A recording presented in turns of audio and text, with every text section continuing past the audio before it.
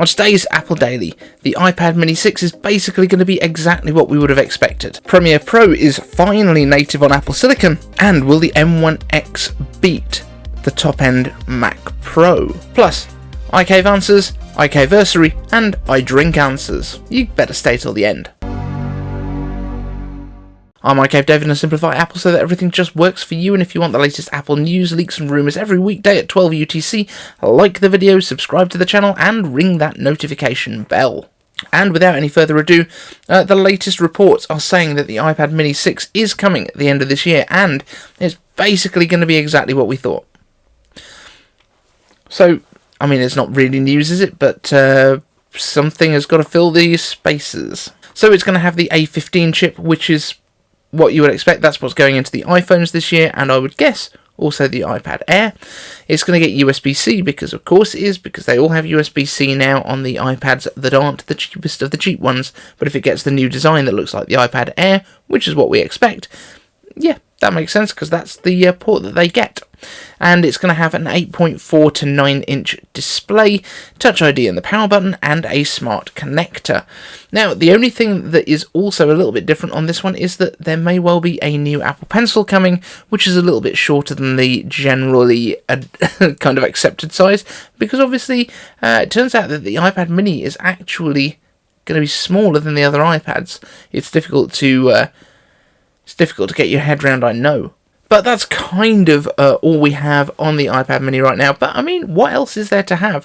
We know the size of it, we know the shape, we know basically what it's going to be.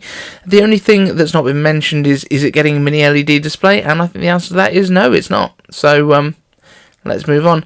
Although I do think, although we were asked yesterday, or in one of the recent shows at least, if the iPad Mini could be the first one to get an OLED display. Now, if it does, I'll be very impressed. I don't think they're going to go to OLED at all. I think this is a bit of a miscommunication, but never rule it out. And next up, Adobe Premiere Pro, one of the pieces of software that so many YouTubers care about, has finally come to Apple Silicon natively.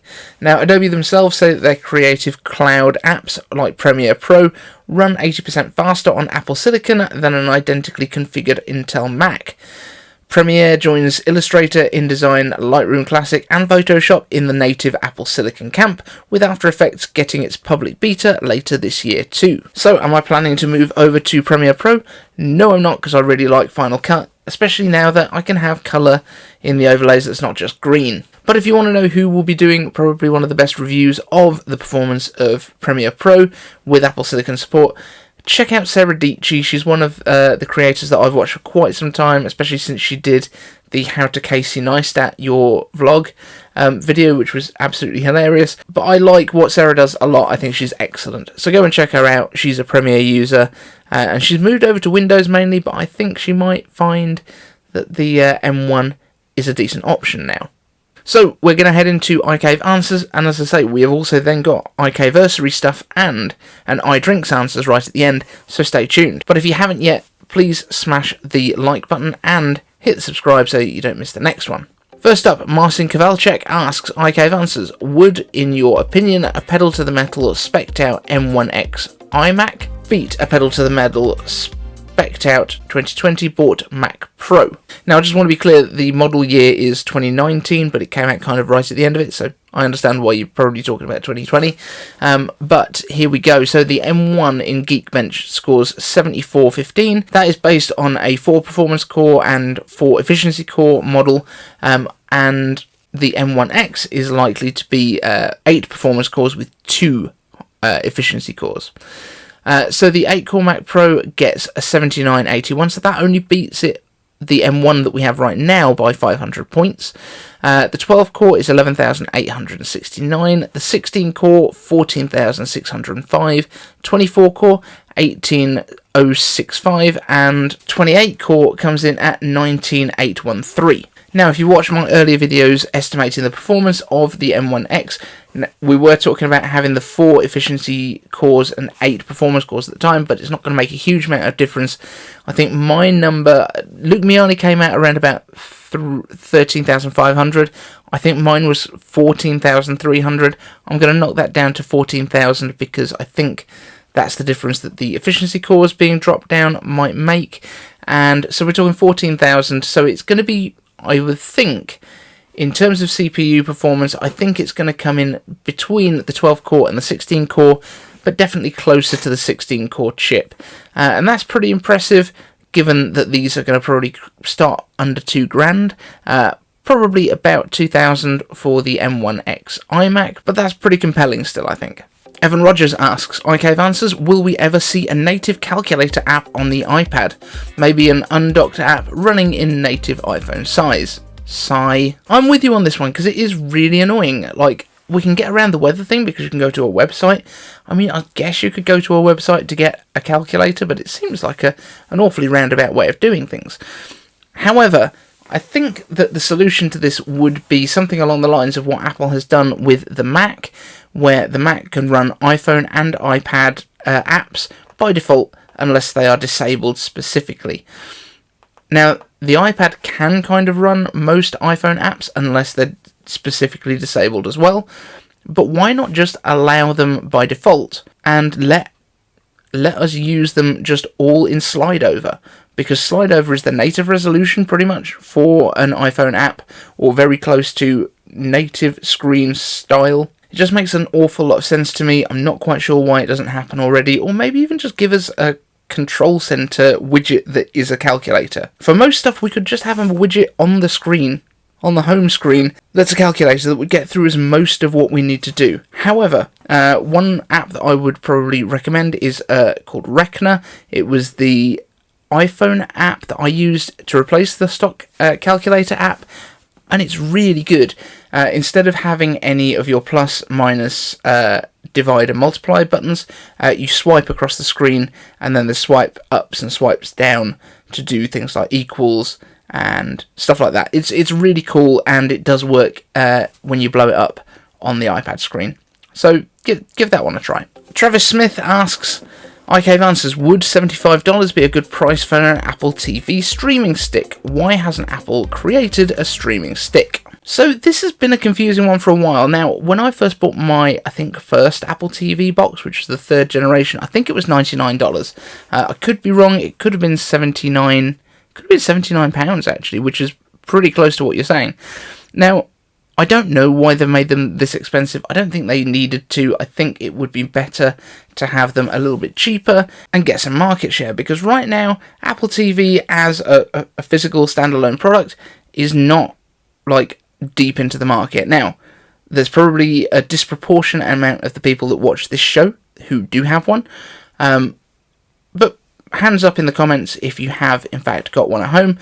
A streaming stick, I mean, fine. Apple TV is just about more than streaming. It's not just about watching TV. It's also about the interactive stuff that you can do, the games, the Apple Arcade stuff. And again, you don't need anything particularly powerful, but you just do need a little bit more than the streaming boxes. I mean, I have an Android streaming box that someone sent me to review, but the product's not quite out yet, so that's why that's been delayed. And it's a tiny little thing. It's literally, it looks like a toy Apple TV. You don't need a huge amount of processing power to manage to run a TV screen with some streaming stuff on it.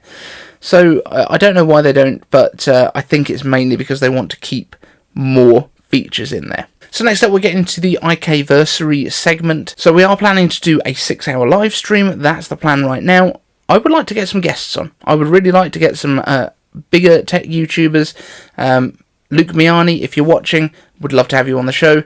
John Prosser, I know you've watched the show in the past. If you're watching right now, would love to have you on. Sam Cole, Greg's Gadgets, Travis, Marquez. I mean, we might as well go for it. iJustine, anyone who is in the Apple YouTube space, I would love to have you on the show. And I don't want you on for 6 hours.